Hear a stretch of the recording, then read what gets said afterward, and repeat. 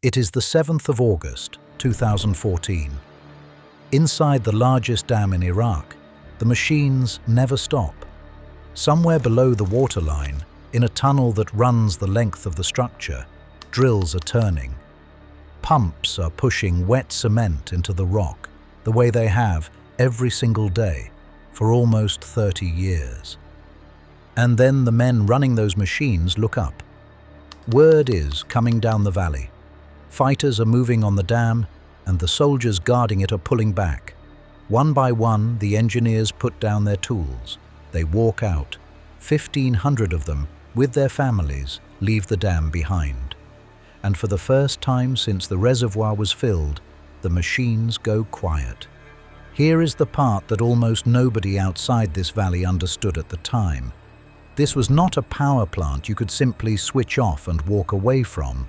This was a dam that is, very slowly, every hour of every day, trying to destroy itself. The cement those men were pumping was the only thing holding it together. And downstream, in the path of the water it held back, lived more than 1 million people. The United States Army Corps of Engineers had a phrase for this place. Not the tallest dam, not the biggest, the most dangerous dam in the world. This is the story of why a country would build a dam on ground that eats it from below, and why right now, tonight, someone is still down in that tunnel keeping it alive. To understand how a dam becomes a permanent emergency, you have to go back to the beginning, to a decision that engineers warned against before a single bucket of concrete was poured. In the late 1970s, Iraq wanted a great dam on the Tigris River. The country needed water it could store, electricity it could count on, and a national symbol it could point to. The plan was enormous. A wall of earth and rock more than 2 miles long and over 370 feet high, holding back a reservoir of 11 billion cubic meters of water. When it was finished, it would be the largest dam in the country.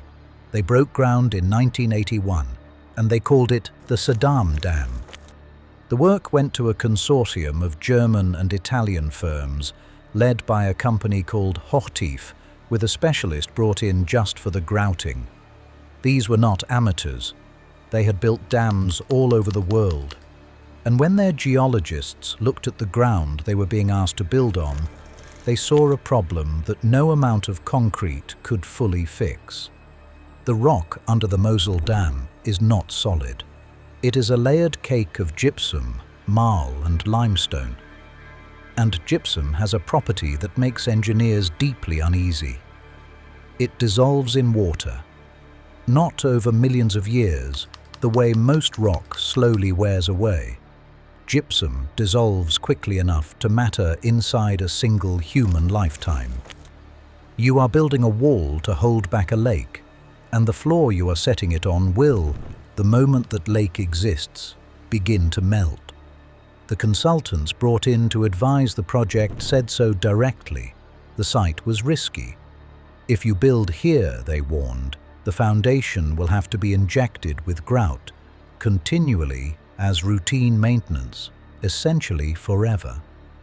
There is reporting that the German and Italian teams themselves said plainly that the location was no good, that this stretch of riverbed was the wrong ground for a structure this size. So why build it there anyway? The honest answer is that this was never only an engineering decision. By the accounts that have come out since, the location was a political choice. The area around the dam was home ground for Saddam Hussein's power base and far from the north, where forces that might one day threaten the dam were strongest. The geology said one thing, the politics said another.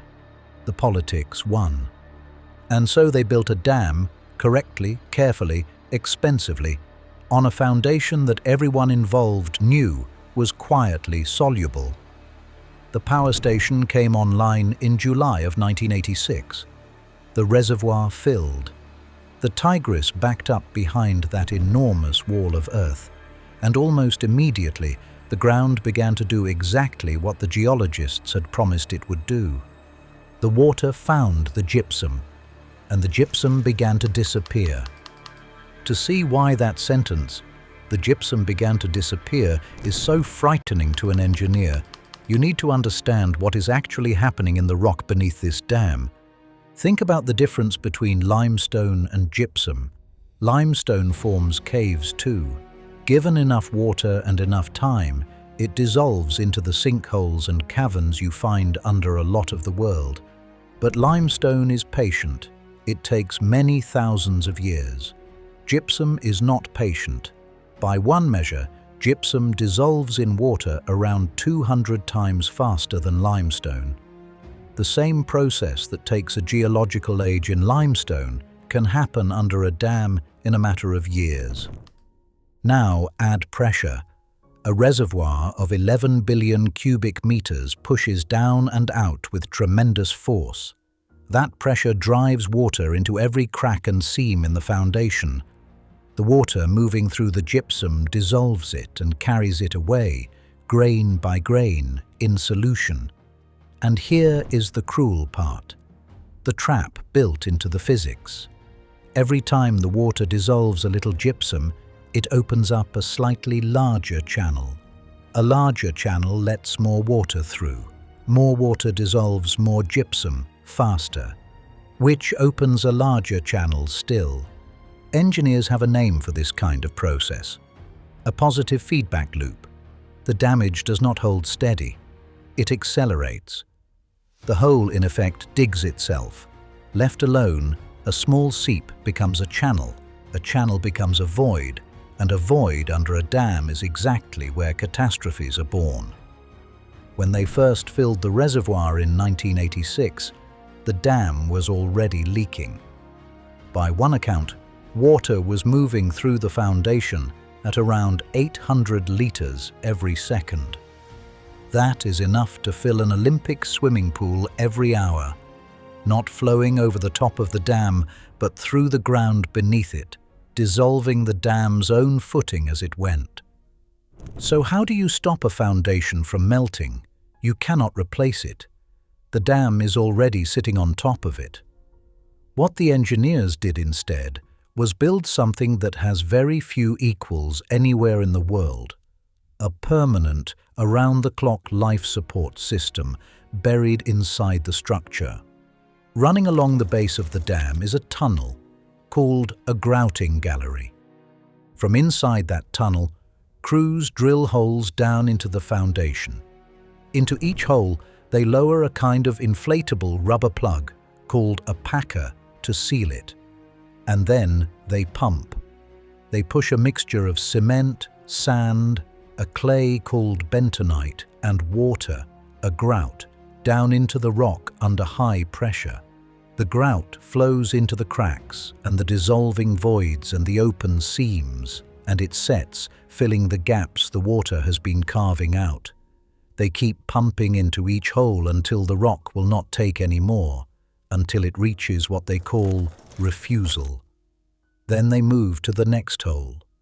Every hole is logged: its depth, its pressure, how much grout it swallowed. And then they do it again and again, because the water never stops, and so the grouting can never stop. At the dam's busiest, around 24 machines were pumping grout into the foundation continuously. Since 1986, more than 50,000 tons of material have been injected into the ground beneath this dam. 50,000 tons, pumped into a hole you can never truly fill, to replace a foundation that is forever dissolving away. And you do not have to take the engineer's word for how serious it is, because the ground itself keeps telling on the dam. Between 1992 and 1998, 4 sinkholes opened in the earth downstream. In 2003, another appeared to the east and had to be filled more than once. Another opened in 2005. Each sinkhole is a signature. It is a sign that somewhere below, a void has grown large enough that the surface above it finally gave way.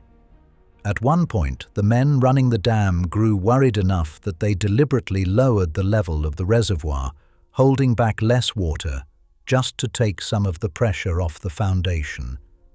This was the situation, year after year. A dam that worked, a dam that powered homes and watered fields, and underneath it, an injury that would never heal, held in check only by the constant, daily, expensive act of pumping cement into the dark. Which is why what happened in the summer of 2014 was so much more dangerous than it looked. Go back to that day in August. The fighters moving on the dam were from the group that called itself Islamic State, and in the summer of 2014 they were sweeping across northern Iraq faster than almost anyone had expected. The dam sat directly in their path. When the forces guarding it pulled back, the engineers and workers had little choice but to flee. 1,500 staff and their families left.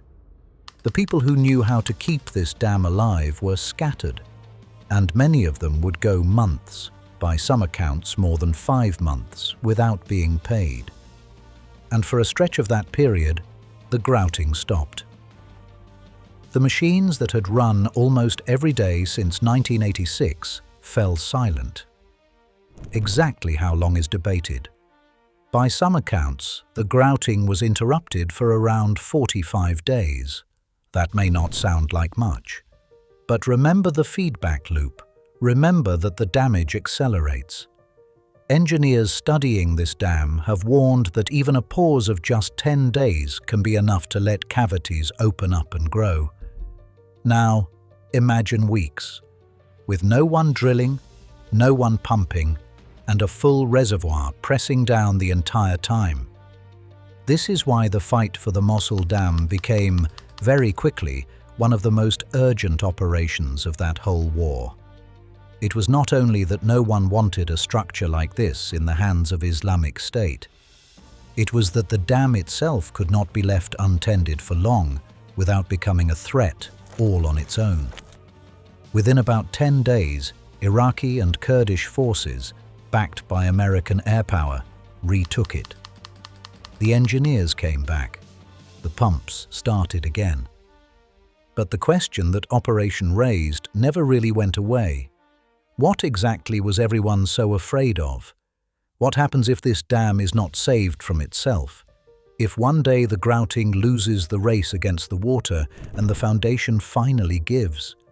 The answer is the reason this dam carries a name that no engineer gives lightly. In 2006, the United States Army Corps of Engineers studied the Mosul Dam and reached a conclusion that they put in plain words. In terms of the internal erosion potential of its foundation, they wrote, "The Mosul Dam is the most dangerous dam in the world, not the most likely to be overtopped, not the most poorly built, the most dangerous, specifically because of what is happening underneath it, that slow, relentless dissolving of its own footing." So engineers and officials did what responsible people do with a danger like this. They modeled it. They asked a simple, terrible question. If this dam failed, with the reservoir full, what would actually happen downstream? The answer is a wall of water. The first city in the path is Mosul itself, just downstream. A city of well over 1 million people. According to the modeling, within roughly 4 hours of a failure, a flood wave as high as 80 feet could reach Mosul. 80 feet. That is the height of a 7- or 8-story building, moving down the valley as a wall of water, covering tens of square miles of the city. And the wave would not stop there. The Tigris runs south, through the heart of Iraq. Within around a day, a wall of water some 50 feet high could reach the city of Tikrit. And within about 2 days, the flood would arrive at Baghdad, a capital of millions, where the modeling suggested water depths of roughly 13 to 15 feet through parts of the city center, with flooding spread across more than 80 square miles. And then there are the people. This is where every honest account becomes careful, because the numbers depend on how much warning there is and how many can be moved out of the way in time. But the estimates that have been published are staggering, and they come from serious sources. The Army Corps' worst case put the potential death toll near 500,000. The United States Embassy in Iraq, issuing a public warning in 2016, said that as many as 1.5 million people might not survive the wave if the dam failed and they were not evacuated in time. One of the engineers who actually worked on this dam, a man named Nadir al-Ansari, now a professor in Sweden, has been among the loudest voices trying to make the world take this seriously. He has warned that without proper evacuation, more than 1 million people could die. And he once described what a failure would mean in terms an engineer almost never reaches for. He said it would be worse than a nuclear bomb. Sit with that for a moment. This is not a forecast of something that is certain to happen. The dam is standing, the grouting works, but it is a description of what is being held back every single day by those machines in that tunnel. The reason the crews kept pumping cement into the dark for 30 years is written into that flood map. The stakes of stopping are a wave at Baghdad's door. And the unsettling thing is that the Mosul Dam is not unique in this. All over the world, some of the largest things we have ever built are standing right now only because someone, somewhere, is actively holding them up. And most people will go their entire lives without ever knowing which ones. If learning to see the built world that way is the kind of thing you want more of, that is the whole reason this channel exists. To take one colossal structure or machine at a time and show you what is really holding it together. There is always another one, and the next is already being pulled apart. It is fair at this point to ask the obvious skeptical question. If the danger is this extreme, and it has been known since the 1980s, is it real, or is it being exaggerated? It is a genuine debate, and honest people land in different places. At the height of the alarm in 2016, American military commanders were blunt. One senior general warned that the dam's collapse was a real possibility and that it would be, in his word, catastrophic. The United States Embassy issued formal guidance to its citizens about what to do if the dam failed. On the other side, Iraqi officials, including the country's water minister at the time, pushed back hard, accusing the warnings of stoking panic and insisting the dam was being managed and was not on the edge of collapse. And here is the uncomfortable truth. Both of those things can be true at once. The dam is not certain to fail tomorrow. With the grouting running and the foundation freshly treated, the immediate risk is lower than it was during the chaos of 2014. But the underlying condition has not changed, and it cannot be wished away. This is a dam that is only safe for as long as people keep actively saving it. The danger was never really a single dramatic moment waiting to happen. The danger is what occurs if the world ever looks away, if the money runs out, if another war scatters the crews, if the pumps stop for long enough. The 2014 occupation was a preview of exactly that, and it frightened the people who understand this dam more than almost anything else in its history. So here is the question everyone arrives at in the end.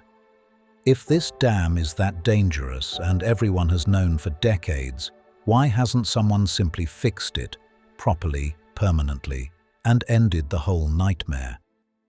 The answer is a lesson in how engineering, money, and politics tangle together around a structure this size. Start with the grouting. After the dam was retaken in 2014, it was clear the foundation needed serious attention, not just the routine daily pumping, but a major campaign. In 2016, the Iraqi government brought in an Italian firm called Trevi, a company that specializes in exactly this kind of deep foundation work.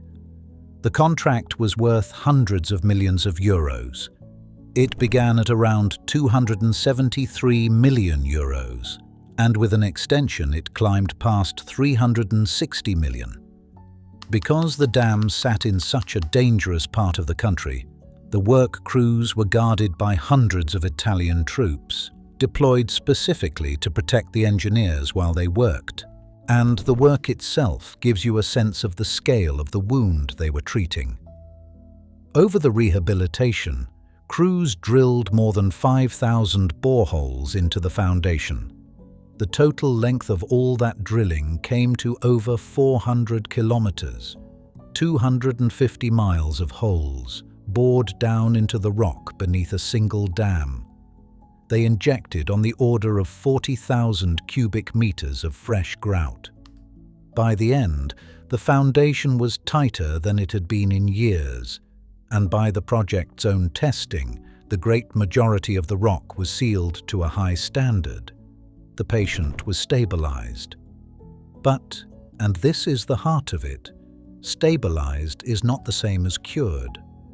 All of that work, all of those boreholes and all of those millions, did not change the basic fact of the place. The rock is still gypsum.